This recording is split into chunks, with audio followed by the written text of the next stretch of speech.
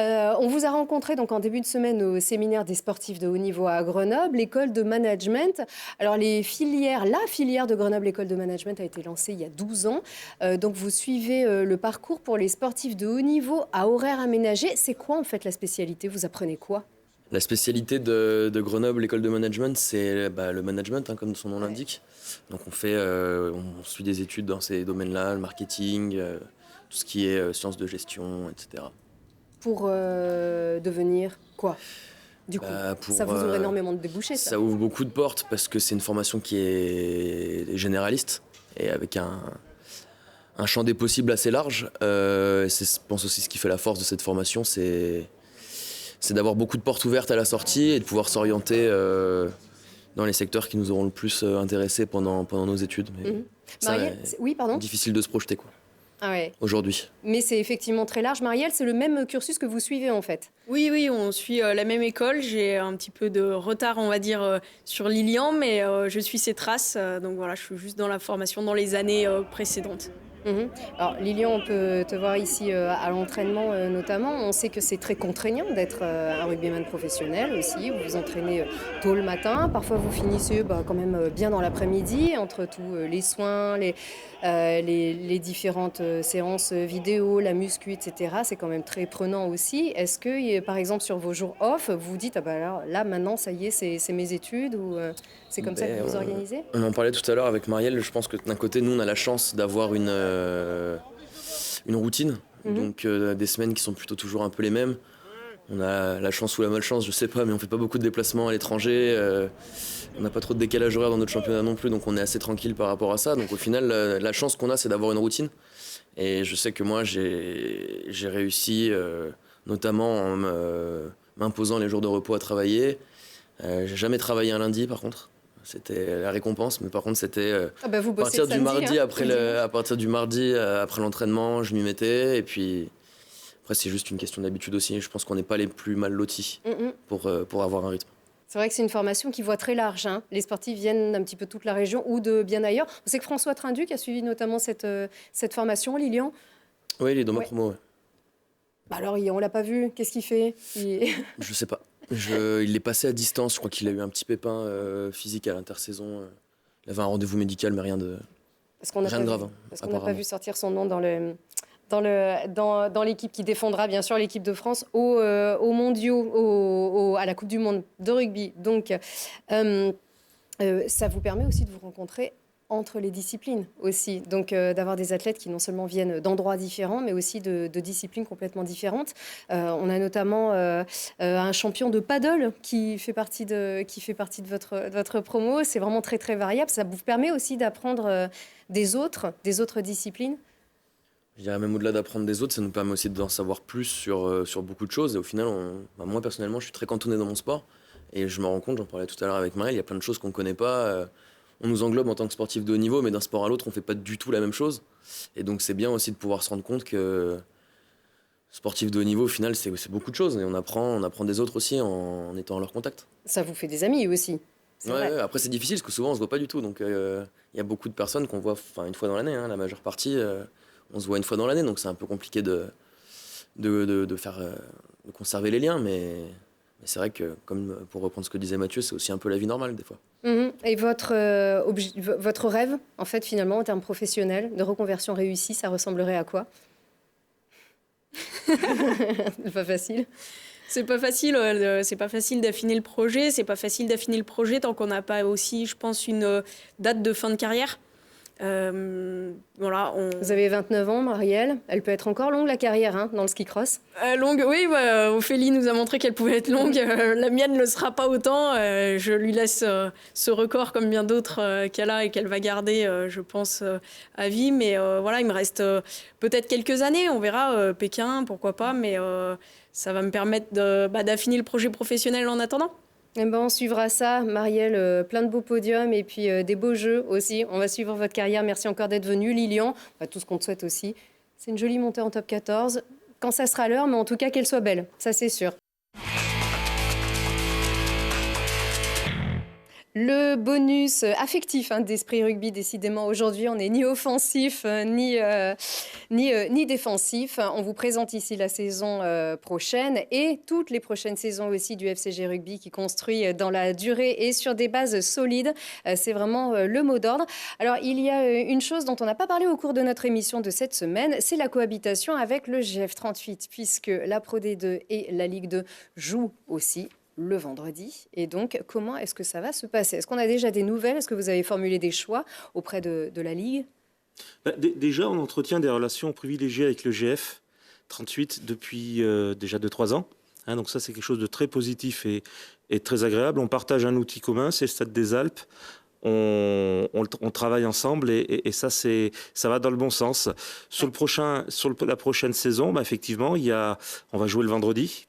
On aura aussi des matchs en prime le jeudi et le dimanche après-midi. Le calendrier du foot est sorti il y a quelques semaines déjà. Il est dans les mains des équipes de la Ligue nationale de rugby. On a formulé des demandes très très précises. Il n'y a pas d'autres cas non, en France. on a un cas unique. Il y a vraiment le cas grenoblois, il y a l'exemple grenoblois, et cet exemple doit être une réussite, à savoir les deux calendriers doivent cohabiter parfaitement. Donc il faut aussi des bonnes volontés. C'est important, c'est nécessaire, et ça serait... Je pense qu'on va y arriver. J'y vois pas d'obstacle majeur en tout cas.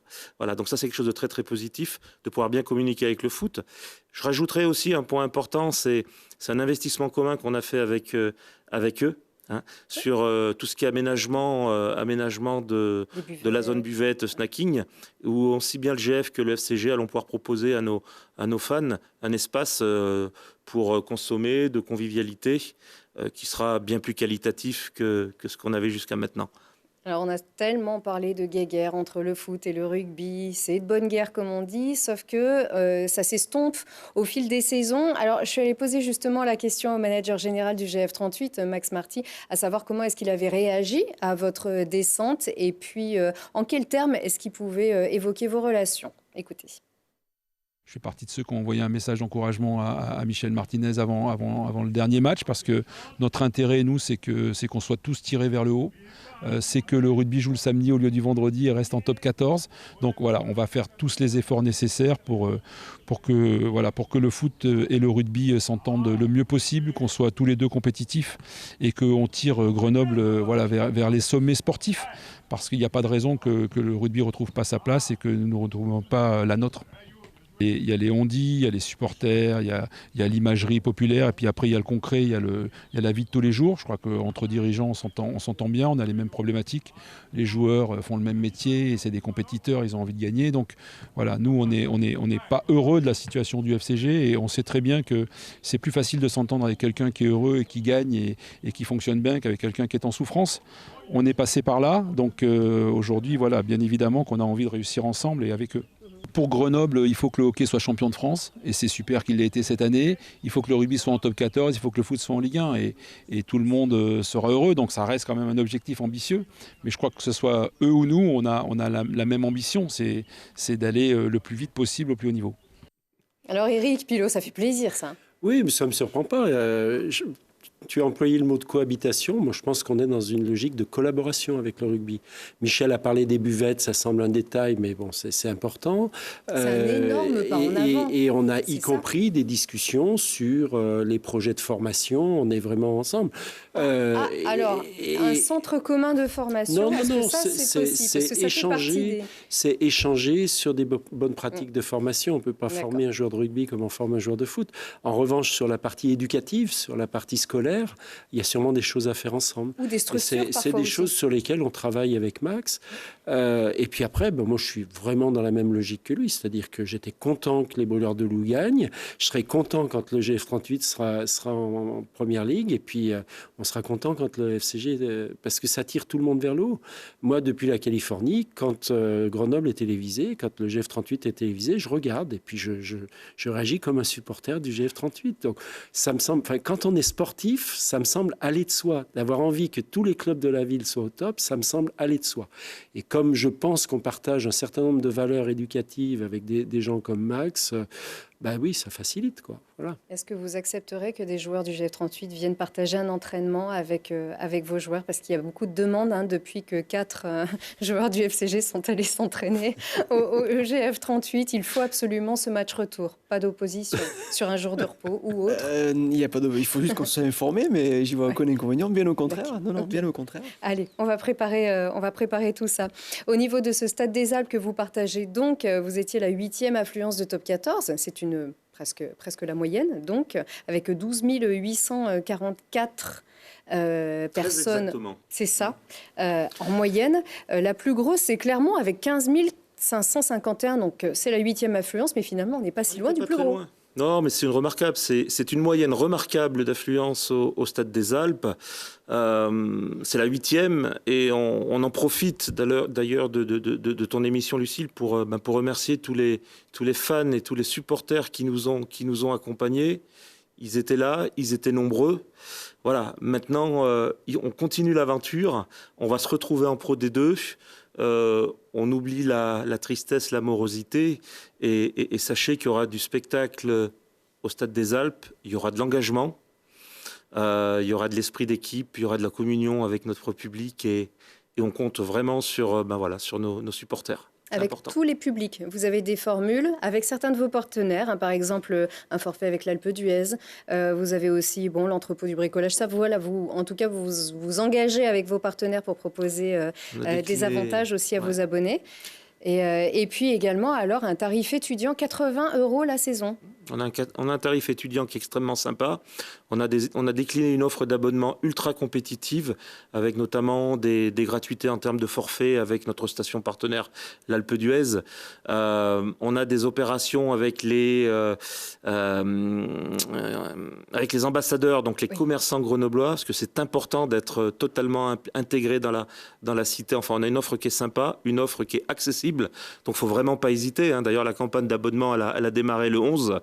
Aujourd'hui, clairement, il y a une équipe qui est compétitive, il y a une offre, il y a une vraie volonté, il y a un projet, on sait où on veut aller. Voilà, rejoignez-nous. Tout à fait. Vous espérez jusqu'à combien d'abonnés? Il y en avait 3500 l'année dernière? Il y en avait 3500 l'année dernière. On était en Pro D2 la dernière fois aux alentours de 2005. On veut faire un petit peu mieux. Très bien. Certains avaient un petit peu jasé du fait de voir Loïc Godener sur l'affiche de la campagne d'abonnement. On a tous pensé qu'il allait rester et que c'était sûr si on communiquait. Quand j'ai su que c'était chaud et que j'ai vu l'affiche, j'ai dit merde, il faut changer tout ça. On s'était pas dit, allez, ça va peut-être l'inciter à rester. D'ailleurs, on a mis qui depuis? Je ne sais pas qui on a mis, mais bon. C'est la deuxième version. On y a cru jusqu'au bout. Très bien. Allez, pour finir aussi, vous aviez insisté sur le fait que l'élite du rugby était composée de 20 clubs. En fait, il y a le top 14 et 6 clubs de Pro D2. Qu'est-ce que ça veut dire?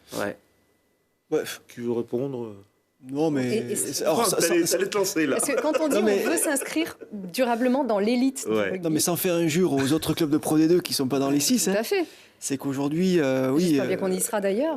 Voilà, non, mais c'est juste qu'effectivement, il y a une élite un peu élargie, c'est-à-dire qu'il y a un volet de 10-12 clubs en top 14 qui sont salary cap, qui sont, je ne vais pas dire intouchables, parce que c'est la beauté du sport aussi, on peut les titiller un petit peu, mais qui ont vraiment un coup d'avance en termes de structure, d'organisation et de budget.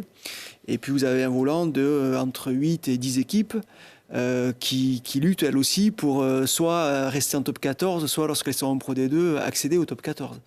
On fait aujourd'hui partie de ce volant-là. Et l'objectif, c'est de effectivement pérenniser le club au plus haut niveau. Ça va prendre peut-être un peu plus de temps. Mais l'objectif, c'est effectivement rejoindre ce bataillon de 12 équipes qui sont en top 14 de façon pérenne depuis quelques saisons.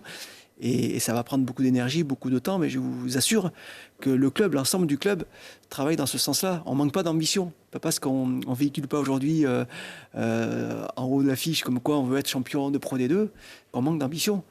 Il y a la communication et puis ce qu'on vit en interne. Je peux vous assurer qu'en interne, les joueurs, le staff a beaucoup d'ambition pour l'année à venir et pour les années à venir. Vous sentez qu'on vous l'a reproché, ça? Est-ce que vous lisez parfois ce qu'on voit sur les réseaux sociaux? Tout le monde lit ce qui se passe sur les réseaux sociaux, et les joueurs y compris, et le staff aussi. Donc beaucoup d'ondes négatives. On a le sentiment qu'on a perdu beaucoup de joueurs, ce qui est le cas, mais c'est un recrutement qui a été maîtrisé aussi, un départ maîtrisé, un flux maîtrisé.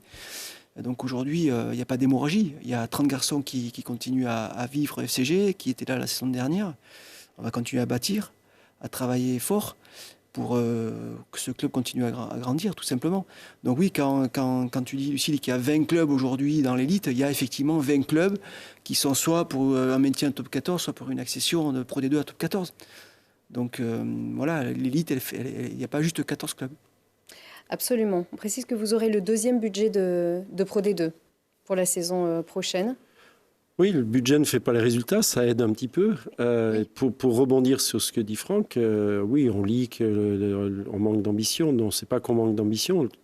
On est très ambitieux avec des moyens qu'on continue à développer. Voilà.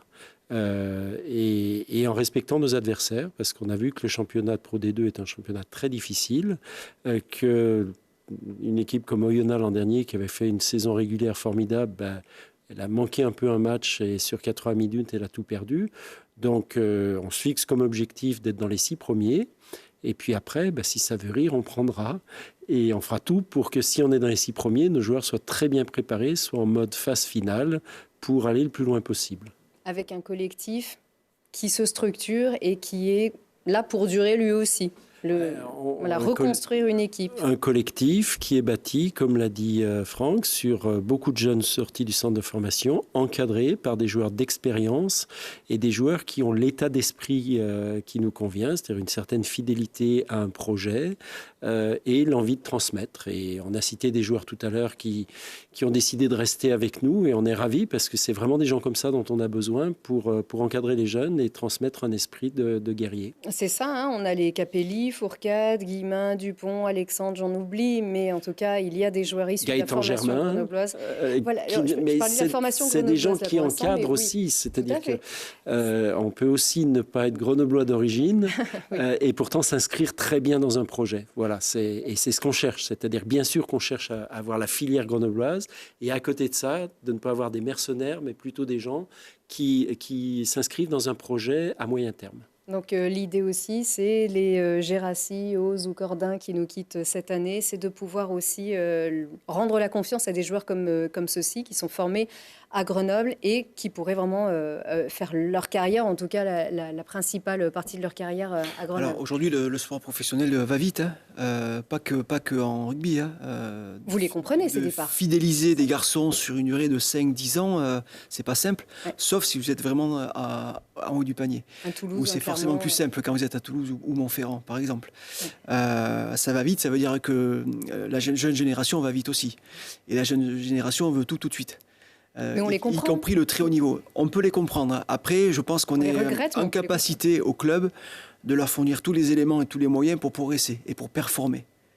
Après, si le train FCG ne va pas assez vite pour eux et qu'ils ont en face un projet motivant, dynamisant et qui les fait grandir encore, effectivement, ça sera peut-être un peu compliqué de tous les conserver. Mais on va là aussi lutter pour proposer à tous nos garçons, quels qu'ils soient, à Grenoble, tu continues de grandir, tu continues de progresser, tu vas performer. Et on met tout en œuvre, et ça passe par le centre de performance bien sûr, tout en œuvre, en moyens RH, en moyens humains, en compétences, pour que les garçons ils aient tout à portée de main pour grandir et évoluer. Absolument, avec un futur lieu de vie aussi. On le rappelle, qui va vraiment rassembler tout le monde et qui peut-être donnera aussi envie de vivre un petit peu plus le rugby du côté de Lesdiguières. Il faut faire un petit écart avec le Stade des Alpes aussi pour les soirs de match, mais vraiment un camp de base du FCG à vivre avec le public du côté des structures de Lesdiguières. Messieurs, on vous retrouvera en cours de saison prochaine. On rappelle, c'est lundi que les joueurs reviennent sur la pelouse de Lesdiguières. On y sera bien évidemment avec Esprit Rugby. Merci encore à tous. Bon retour outre-Atlantique. Merci. Du coup, voire complètement sur la côte ouest des États-Unis. Donc, on le rappelle, Eric Pielot, merci encore. Et puis, Michel, Franck, on se retrouve très vite. Merci encore à vous. Alors, par rapport à votre évolution ici dans cette saison, comment est-ce que vous vous situez? Est-ce que vous les sentez bien, justement, vos garçons? Oui, j'ai la chance d'avoir un super collectif. La saison passée, c'est plutôt très bien passé. Et ils savent en tout cas pourquoi ils sont là. Et on se sert avec Patrick de cette émulation de groupe pour essayer d'aller encore progresser. C'est pas évident, mais en tout cas, la concurrence interne peut faire du bien et on va tout faire aussi pour qu'elle amène encore chaque individualité à aller encore un peu plus haut dans la hiérarchie. Tu achèves ta première année, j'allais dire, en tant que patron du groupe masculin. On a beaucoup parlé de la méthode Vitose. C'est quoi la méthode Vitose ? Bon, je ne sais pas s'il y a réellement une méthode. C'est sûr que mes inspirations viennent de mon sport d'origine, le ski de fond. J'ai dû adapter un petit peu avec la contrainte du tir. C'était ce que j'étais venu chercher aussi, peut-être une petite évolution, de voir un peu... de me remobiliser, trouver d'autres solutions dans l'entraînement, notamment pour que j'étais peut-être dans un discours un petit peu d'acquis avec c'est vrai qu'à gérer qu'une seule discipline. Là il faut combiner les deux et notamment c'est vrai sur l'aspect mental.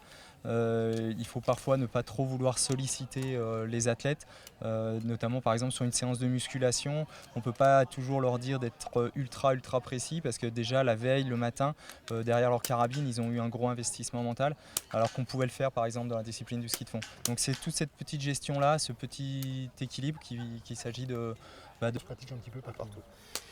Il y a une date particulière dans la saison cette année, c'est du 16 au 22 décembre au Grand Bornand, ce qui fera aussi partie d'un axe de promotion et de développement. C'est une Coupe du Monde à la maison. C'est quelque chose, j'imagine, qu'on attend quand on est comme ça le patron. On se dit c'est le moment de passer la vitesse supérieure. Au-delà des mondiaux qui seront en Terre-Selva au mois de février, bien entendu, c'est l'objectif majeur de la saison. Après, comme je le répète à chaque fois qu'on revient au Grand Bornand, parce que ce sera la 3e fois, c'est la dernière Coupe du Monde d'un cycle de 4 semaines maintenant. Et donc c'est vraiment un objectif qu'on ne peut absolument pas préparer. Les règlements de l'IBU font on se doit d'être partout et performant partout pour exister au niveau du classement général, individuel, mais aussi au niveau du classement nation qui nous donne des quotas pour la saison d'après. Donc on y arrivera comme on y arrivera, mais je dirais un petit peu comme tout le monde. Donc si on est fort dès le début de saison, on sera aussi fort au Grand Bornand. Et vous serez porté par la foule. En plus.